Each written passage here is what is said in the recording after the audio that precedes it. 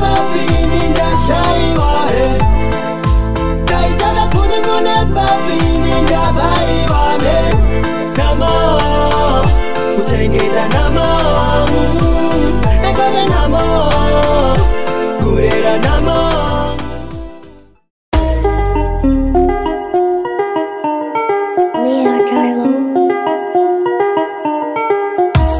Congolais et Congolaises, habitants du monde entier, dans l'optique de vouloir vous offrir un cadre de vie sain, paisible et sécurisé, Toronto City VIP de Maluku met en vente des terrains de 20 mètres carrés à bon prix. Ces terrains bénéficieront de l'eau potable, l'électricité et des voies gravelleuses. Situé à proximité de la zone économique spéciale de Maluku, et voisin des sites Vodacom en République démocratique du Congo, Toronto City VIP se démarque par l'originalité et la beauté de son espace en vous offrant des terrains déjà cadastrés.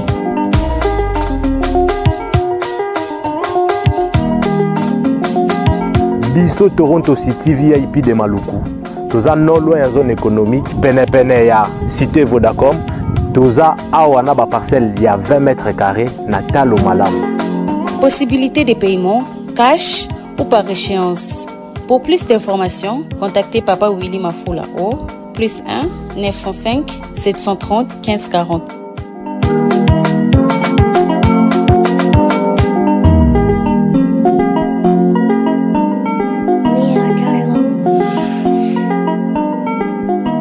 Offre limitée dans la mesure du stock disponible.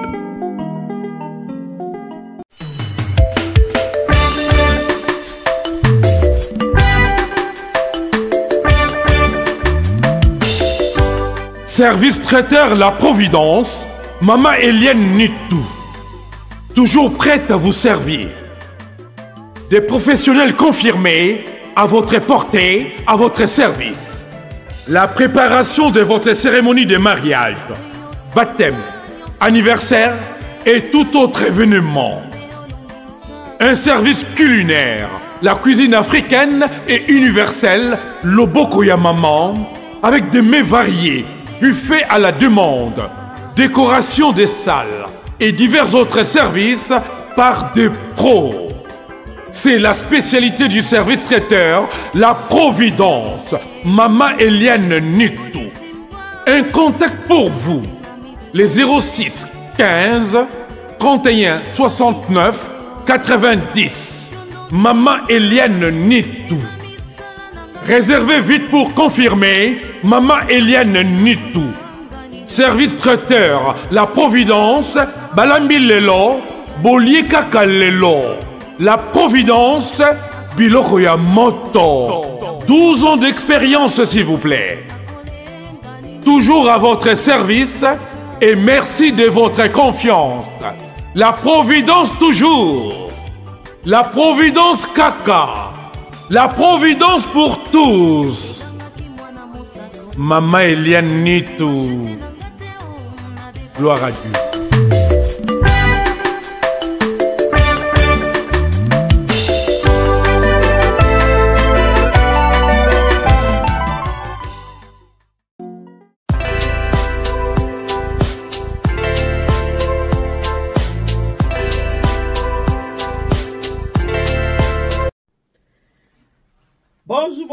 Bonjour. Mbote mingi na bino situ ba bolinga ka Maman Eliane Nitou. Na pesi bino ba mbote, ba ebwe, ma vimpi, muko wazima.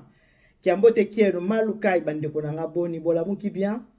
Ici c'est votre deuxième Maman Eliane Nitou, la reine mère. Appelez-moi Kimia ki kaka. Dans le tout ce qui kola la kola muka eza habitude était ceux qui monitongo etani okuti pe mabomo yakati na yo. Il faut que ben akopesa nzambe merci parce que mingi tolala ki na bango me na tongo lelo bala mukite nena baka toujours que kolala eza volonté kasi kolamuka ezalaka grâce ya nzambe. Merci mingi na bino surtout ba bolinga ka Maman Eliane Nitou. Merci mingi na bino surtout obo sepelaka na Maman Eliane Nitou. Merci mingi na ba abonné na moni ke ba abonné boza ko bakisa na kati ya chaîne na biso na pesi bino vraiment merci. Mais ceux qui ont s'abonné oza na posa ko talaka toujours ba émission na ko senga na yo activer cloche de notification pour pour que ozaka notifier à chaque fois to côté émission ya sika na kati ya chaîne na biso okoka koyeba ke émission ya sika ekoti a to sala ba émission ebele to sala ba émission culinaire to sala ba vlog ko solo la boina lo bakana Elia Nitu TV ezalaka du vrai du vécu du quotidien ya monde eleka a na kati ya chaîne na biso mena lo bakake soko za mutakanda kotala ngai te pour ko sepela non na ngai te soko moni koza mutakanda kotala ngai te pour ko sepela na ngai te soko moni koza fanatique révolté kotala ngai te pour ko sepela na ngai te soko poza mutema bololo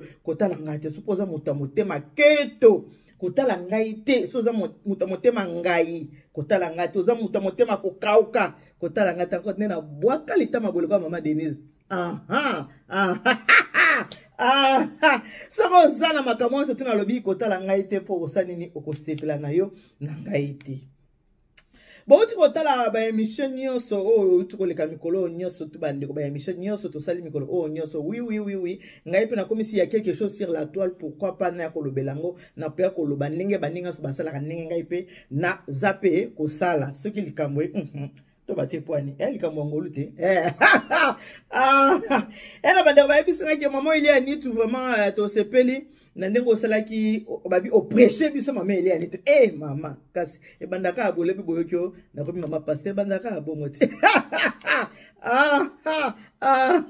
lelo to ko solola makambu to ko solola eza na bande ko babenginga pona kotalisa susu pona makambu ya ndeko na biso pasteur Mike Kalambai concerne eza lobby le 27 juillet le toza le 26 juillet lobby eza lobby batu ba lobby batali et monsieur moko oyo papa na biso pasteur évêque Mukuna a lobby na ndenge oyo amona ki ba gisement ya batu oyo bazaki contre ndenge nini Weranson le roi de la forêt mobali ya mama Sylvie Mampata ndenge nini bakende ko inviter yaza païen bakende ko inviter ye akende ko matana podium ya mosali ya Nzambe batu bele bazalaki contre likambo mais bolana na maloba pasteur Mukuna simana oto sa nini toko zongela na okota en développement total non maloba oyo pasteur avec Mukuna lobby après toko na développement et ça n'a de comment vous savez que il y a quelqu'un qui me dit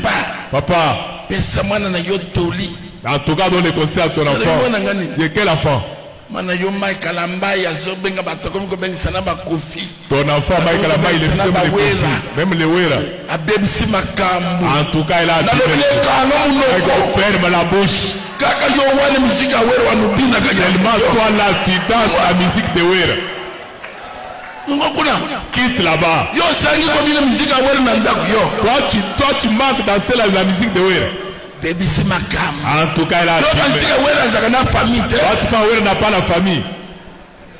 Il n'a pas de membres de sa famille qui viennent chez lui, lui aussi va chez lui, chez eux. Dans les pays on ne se retrouve pas avec tous ces gens-là. Si on les invite, ça devient un problème. Ils ne sont jamais là dans les églises, on les présente. Où il vient ça fait quoi? Il faut qu'il appelle Tata Honda. Nantata wonde selu aza congolais c'est le peuple congolais musique nyoso bato bina kanga toute la musique danse et ça fait quoi? Vous pensez qu'un chat ça devient de Satan? Arrêtez ça. Plusieurs bombes ici. Quittez là-bas. Oh, la musique des enfants. C'est quoi? Ça c'est grave. Moi j'ai l'un de mes enfants, Trésor Mukuna.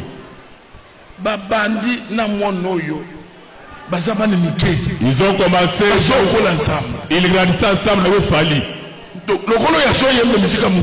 Comme Fali chante la musique du monde, c'est-à-dire que ça ne peut pas être des amis, ne peut pas être des frères. Non? C'est moi qui l'ai appelé à l'œuvre. Ça ne veut pas dire que Fali ne peut pas venir boire Trésor. J'allais le prendre à l'école. Je les amène là-bas. Donc, il fallait lui que papa le n'a pas eu pas n'angai n'a dit. Eh yo, il fallait dire je vais te recevoir chez toi. J'ai non non pas toi Fali. Non. Non pour que n'a Fali n'a ye. Je vais aller chez Fali. Je reste avec lui. Montre-moi quoi c'est communauté. Que personne ne vous trompe. Et là, c'est la musique il y a pas Kofi. Plusieurs ils sont dans la musique de Kofi. Dans vos maisons. Et tu bouges la jambe aussi. Wera va venir au stade de la s'il doit venir qu'il vienne. Kofi va venir, Fali va venir. Ça fait quoi? Quitter là-bas. Moi, on a pété. Oh, tu n'as pas pété. Il a pété quoi? Pétage. Soki, oya kufaki nani?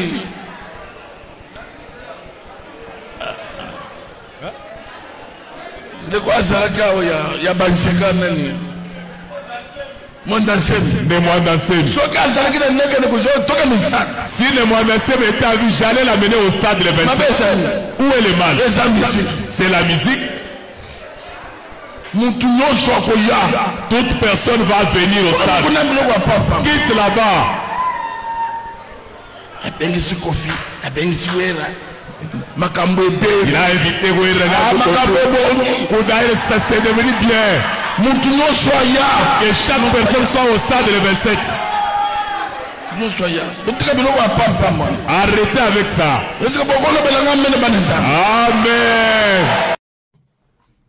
Voilà, bouti bongo kolanda kotala makambo oyo pasteur Mukuna lobi par rapport ya invitation oyo pasteur Mike Kalambai ya monaki vraiment été il faut telema ye moko po loba ki ngo zaki ba propos na yeke mutonga na kotelema na ke no pesa invitation na maboko ezali Kulutu Weranson ce qui Kulutu aye na concert tango na ko beta so na silisi na tuni Kulutu na bi Kulutu Wera siko loba na plein na yo na plein oyo wapi plein hein oyo eleki alors bato ba benyinga na maloba balobi ke pasteur Mike Kalamba aza charnel babi aza charnel mwana ya nzambe azaka bongo te mosali ya nzambe azalaka bongo te balobi ke pasteur Mike Kalamba aza moto ya komikitisa te aza orgueilleux et surtout okuti susu ekolo na bango bazaka na orgueil mingi ekolo na bango bazaka na bavantar mingi ekuti suna makila wana na kati esali orgueil plus kolekana malaria plus 4 ndenge ndeko moko alubi na ngai ya bandeko po nde na yebisaki bino ke na yebisaka bino ke babengaka bato mosusu babengaka kondima te bi ah bon ye moto abenginga oui babengaka biso bato tolekaka boye bomonaka biso moindre te surtout babiso ba oyo faut faire très attention il faut kosalaka keba chombo elelaka. Tu peux dire oui, allô? Oui, madame, il y a un tout. C'est. Ah bon? Je rêve ou quoi? Si babengaka. Batalaka. Ndeko lobi qui est passé Mike eza bonzoto. Oza kutu na posa kotanga Bible te. Oza kutu na posa kosenga discernement te. Soko talika makambo zo sala eza bonzoto. Ndeko mo alobi maman Eliane nalandaki maloba na ona bokebi nyonso zeki na raison koloba ke mutu oyo Mike Kalamba esengela kende kopesa invitation na maboko pona bonzambe emonana pona ba païen bamona ke bana nzambe basalela kapenza liloba nzambe kaka ndongo lobaki na maloba no na sepela ki mingi mutu oyo pasteur Mike Kalamba ifalaki atelema kendo pesa invitation ezan de connaît pasteur Moïse Mbiye po ba kokosa biso te toyebi que bango mibale boyokani ezala kalisote alors moment oyo ifaki ba profiter akende ko inviter totala ya kolinga to ako boya mais ye pasali orgueil asaleli bonzoto ka ndongo lobaki Saint-Esprit abimaki abi asaleli bonzoto abi abeti munoko o place bwena kenda kite e pas katenda na kenda kite e pa ya mutombo na ke pa ibwena kenda kite nyonso neza ba raison te parce que batwana nyonso tout oza en bon terme na bango boza koyokana malamu kasi ndeko oboka bwana kina ye lokola boza bana nzambe il faut bolakisa na bato ya mokili ke bana nzambe bazaka binemi te bana nzambe bavivaka boye te ezalaki moment alakisaki bonzambe na ye alakisa kaka ndongo lobaki na émission mosusu Yesu Masia obeti gauche apesi pe droite sa nini beta ebongaki atelemaki ndeko pesa invitation kuna akene penza pesa totala soki ndeko na alingaki aya bi alingaki aya te mais ya préféré akende ko pesa na Weranson ye mo abi akende pesa mes propres pasteur mukuna lobi boy bino ba oyo boza kotala nani yango ayoka ka musique ya Weranson te abi bobina kango na banda kuna bino boyoka kango bobina kango na banda kuna bino hélicoptère eza koyete na line yango tolanda ye 1 2 3 ayaya singe Pasteur Mike kebe tango pesa Weranson micro kaka abandi kaka ayaya singema ayaya orale Sylvie Mampata Pasteur Mike keba faut coacher bien le bana en tout cas ko bossa na tête tango komata wana yema banze mo mususu mona ka boy obani ko sala bato hélicoptère alors boy kinde pasteur mukuna alobi sikoyo est-ce que na yoki pe bande ko to solo ndenge balobi ki fallait ka ketelema kende ko pesa pasteur Moïse Mbi mais ya sepeli akende ko pesa pasteur Weranson balobi ki ko kende ko na na bingi pasteur c'est que lobi pas cause la pasteur hein ah ouais vous êtes Saint-Esprit te lobiti et moi c'est déjà pasteur c'est que lobi pas cause la pasteur ndeko lobi habité a stratégie as un musicien avant tout as un musicien aza na stratégie na ye ayebi ke soki na ke ko pesa ye bato bakosala nini bakoya komona ke de la forêt aki biso banzo itosani tolanda alors tokotala pe lisusu ye moko Weranson de la forêt maloba oyo aza koloba par rapport ya invitation na ye oyo azui epaya pasteur Mike Kalambai total maloba ya Weranson simatozonga suto ya kosanini toya ko développer. Je salue tous les chrétiens du monde entier, en particulier ceux de Kinshasa. Je vous confirme, ce samedi le 27, je serai au stade des Martyrs sur l'invitation de mon frère pasteur Mike Kalambai. Bon moni oyo faiblesse na yango. La Bible, c'est l'arme la plus forte. Et l'eau que ça bien, c'est la considération. Au notre frère, il a pensé à son frère artiste et musicien.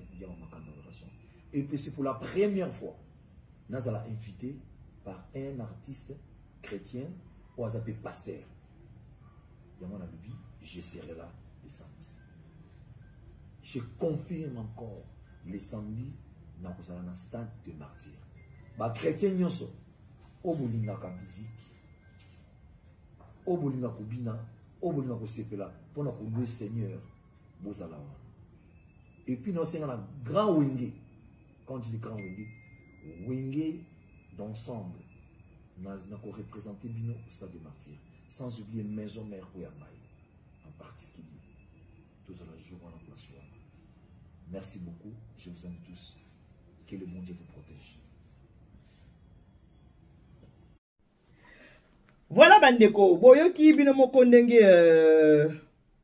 ngia mamakanda Weranson alobi que azana esengo ya komona ete oyo ba bengi chantre de l'Éternel a invité ye na concert na ye ezamba la liboso pona nous ba inviter ye na ba concert ya gospel bongo te malgré azali ki frère Patrice mais nous ba inviter ye na ba concert ya gospel ndenge wana te asepeli boyoki nenga lobi sali esengo makasi pe a lancé message na batu nyonso to balingaka ye alobi que mukolo yango mutu nyonso tu akende na stade po ye moko akozala wana po ahonore invitation oyo bapesi ye na frère Mike Kalambai.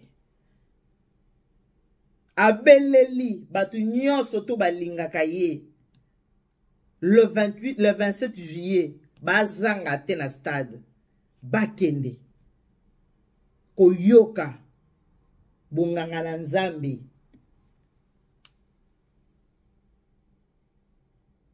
Abeleli penza boyoki ye ndenge alobi.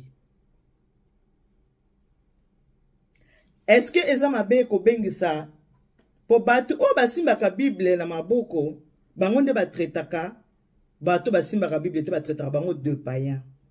Nzokande ko sambela elakisi te mutu sozo sambela fa banaka koteya ndenge batu nyonso tu bateyaka. Po batu bele baza contre balobi que Mike Kalambai ebengisi ba païens na podium. Ou nous sommes les charnels. A quoi qu'on ça va païenté. Na podium wana. Ya lobby, Mike Kalambai lobby, ezama lamu po apartir banzembo wana, mosala ko sala e koki ko tinda pe bande kona basa nini ba bongwana. Alors, ndeko mususu, tinda linga liso a lobby, mama nitu. La danse oyo ya pasteur Mike azobi na danse moko na jibe piana. Est-ce que danse Nzambe ezalaka boye azobi na danse moko donc quand jibe akobi na danse jibe ta makasi mi quand jibe betaka papa na ye ndenge yepe asali danse wana babengi ngo mopasho babini ndenge moko sikoyo wapi différence ya danse ya Lola na danse ya mokili. Donc de mokili total la danse on bazobina après tokota na développement. Qui nous venait koti bena et koti na ndenge. Et je place makasi. Soki so ezate on dirait ya nonga wengeto to mabato quartier latin to fali même makinu na ndenga Nzambe. Oui, par rapport à la danse, il ne va pas falloir ici que to véhiculer quelque chose na mitu ya bana na Nzambe où on a comme impression que danser pour le Seigneur c'est mondain, danser pour Dieu c'est païen. Ça c'est un piège. Soyez un peu tolérant, osé. Chanter pour le Seigneur c'est païen ou c'est mondain, ça c'est un piège de l'ennemi. Danser. Où est-ce que vous mettez la parole de Dieu qui dit louer l'Éternel, même pas avec la danse, hein. Bible avec des danses au pluriel. Vous voyez, c'est-à-dire que David pouvait danser du roi qu'il était au point de choquer sa propre femme, vous imaginez. J'imagine il avait dansé comment. Mais je crois que nous ici, nous restons quand même modérés dans notre façon de faire. Mais après... Mais pourquoi seulement maintenant? Puisque ceux qui ont comparé... Non, non, c'est vrai qu'au imaginez le pasteur Mike devant vous ici.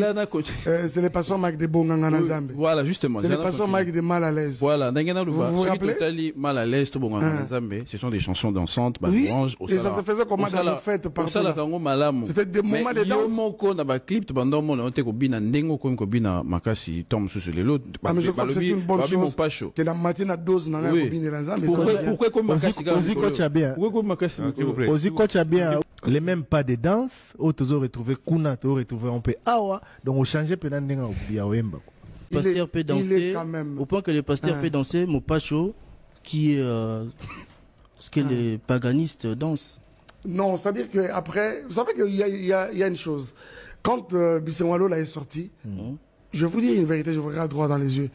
Je n'avais jamais connu qu'il existait une danse Mopacho. Bon, ça, je vous regarde droit dans les yeux. Pas de danse, regardez bien, s'il vous plaît. Regardez bien Bissenwalo là, comparé ça à Mopacho.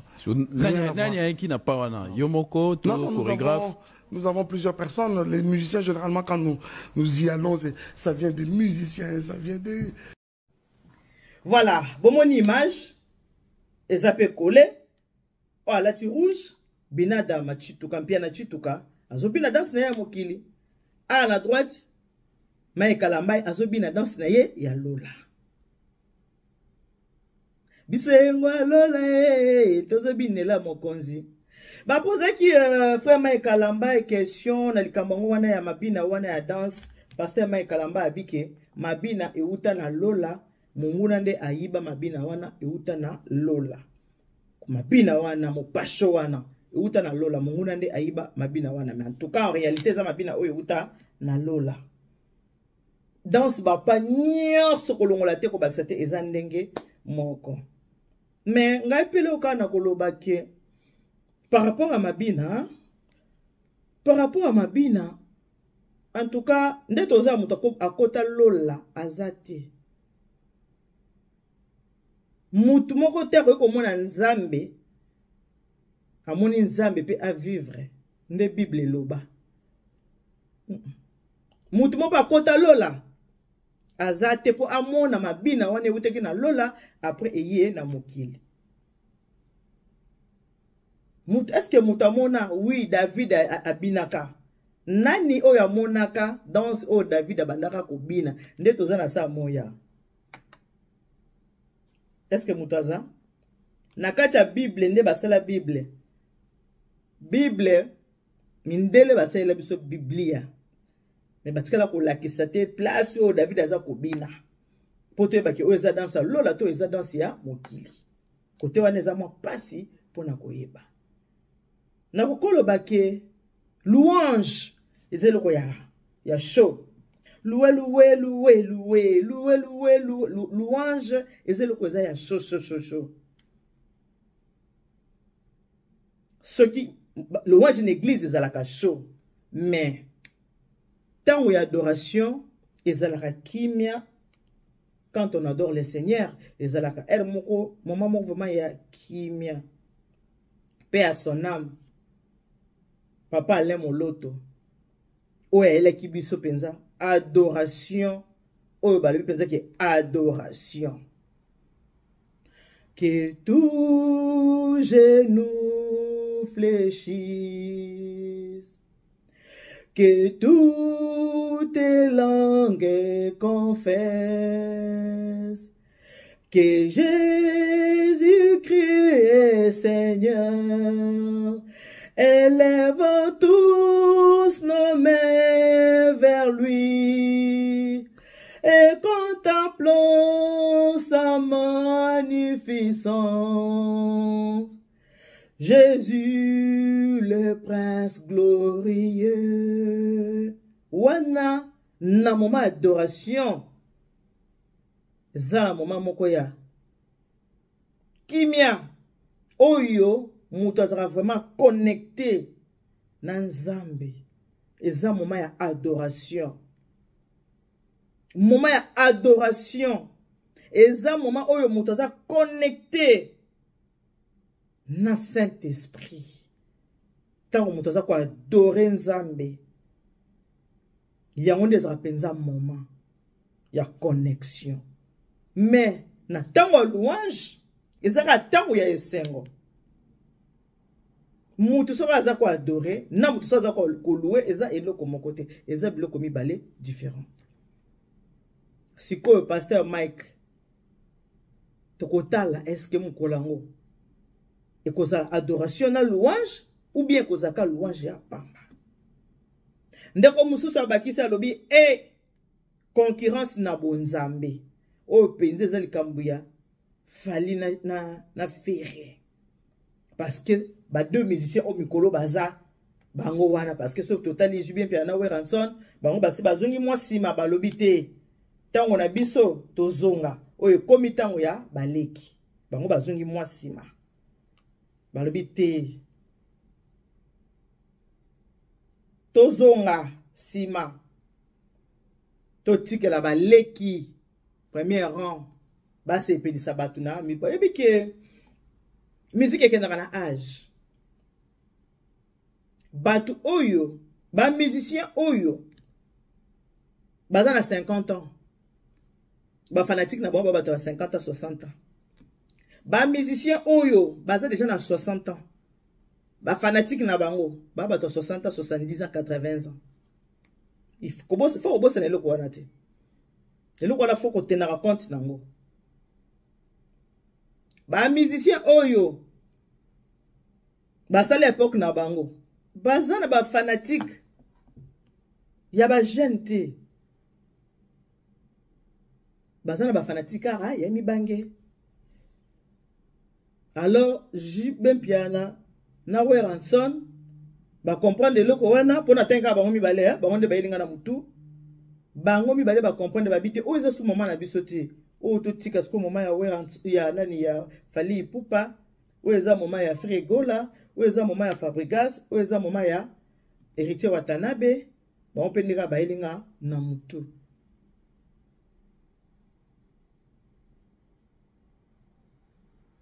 Musique est dans la génération te ya solo, oui, mais ils ont la rappel la génération. Parce que bateau balinga vraiment quoi adorer. Ceux qui m'ont dit ça adoration kotaï. Bachara mingi bansembo ya. Ale moloto. Babi même na présence ya nzambe. Balobi que place on a lobby comme concurrence, balobi ce qui botali matériel. Ola, ola, ola, ola. Et puis, yé mon copé, frère Michael, baki boko mona matériel, on a bon mona te. Boko mona spectacle. Ce qui va le spectacle, les adorations, te bandeko. Tant que vous avez spectacle, et là qui c'était, à aucun de quoi ça là, show, à aucun de quoi ça là, spectacle. Bah te belé, bah zol bah sur l'orgueil humain. Oyo ba solo linanga babi pasteur tout à beaucoup mona matériel ba entrer wane ko sala bomona na noté na ba entrer ba musicien sur scène oyo bato mukili ba sala la concurrence to mona ba onenga zaka oyo akota kiboye na gospel bango pe baza dedans dans le même sac. Il y a entrée. Nana kokota bien, nana kobeta bien, nana kosala show bien, nana kotika akotika babiye belé, nana ko remplir stade. Nani pa kotondi sa stade ndenge nanu batondi sa stade te. Nzambe asala ka place au batu baza ebele te. Nzambe asala ka place ka batu baza mibale. Ataka pe yo moko. Ka place ozaka yo moko au vendre au se concentrer sambeli nzambe na yo. Ozaki peut-être ko passe na épaule au sambelo qui pensa tant aussi ça amen qui pensa que épaule na yo sa nini ezui kimia lelo eza vendredi toza le 26 to sito komi awa ero ngana osala bino émission toza déjà na 12h34 kala mingi te bute ko kota nango nzamba sunga biso mais likambo ya kokana esimbaka te. Likambo ya kokana esimbaka te ndenge toyebi yango.